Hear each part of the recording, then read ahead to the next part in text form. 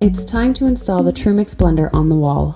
In terms of places to install the blender, an optimal location is in a well-ventilated, large room with space to access the fittings and gauges, somewhere close to the gas source.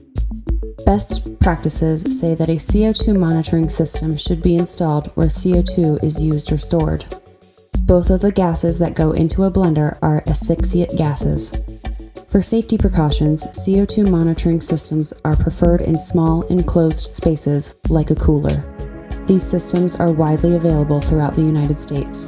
Here we have a machine plate. Depending on the surface you will be attaching your blender to, you will want to have the appropriate fasteners. In our case, we can install the screws by hand. It helps to have someone hold the blender in place while it is being secured to the surface properly.